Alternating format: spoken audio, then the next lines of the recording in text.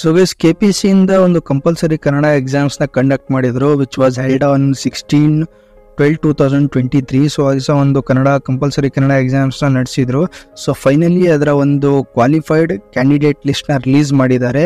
So ಯಾರೆಲ್ಲ ಆ ದಿವಸ ಒಂದು ಎಕ್ಸಾಮ್ಸ್ ನ ಕಂಡಕ್ಟ್ ಮಾಡಿದ್ರಿ ಅಂದ್ರೆ ಯಾರೆಲ್ಲ ಎಕ್ಸಾಮ್ ನ ಬರ್ದಿದ್ರಿ 16/12/2023ಗೆ, ಸೊ ಅವರ ಒಂದು ಲಿಸ್ಟ್ ನ ಬಿಟ್ಟಿದ್ದಾರೆ candidates who have qualified in the compulsory Kannada exam.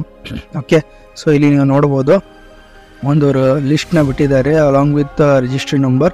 So ನೀವೇನಾದರೂ ಆ ಎಕ್ಸಾಮ್ಸ್ನ ಅಪಿಯರ್ ಆಗಿದ್ರೆ, ಆ ಎಕ್ಸಾಮ್ಗೆ ಅಪಿಯರ್ ಆಗಿದ್ರೆ ಬರ್ದಿದ್ರೆ, ಸೊ ನೀವು ನಿಮ್ಮ ರಿಜಿಸ್ಟರ್ ನಂಬರ್ ಮೂಲಕ ಈ ಒಂದು ಲಿಸ್ಟ್ನಲ್ಲಿ ನೀವು ಚೆಕ್ ಮಾಡ್ಕೋಬೋದು. ಸೊ ಇನ್ ಕೇಸ್ ನಿಮ್ಮ ರಿಜಿಸ್ಟರ್ ನಂಬರ್ ಇದರಲ್ಲಿ ಡಿಸ್ಪ್ಲೇ ಆಗಿದ್ರೆ, ಇನ್ ಕೇಸ್ ಇದರಲ್ಲಿ ಇದ್ರೆ ನೀವು ಕನ್ನಡ ಎಕ್ಸಾಮ್ನ ಕ್ವಾಲಿಫೈಡ್ ಆಗಿದ್ದೀರಾ ಅಂತ.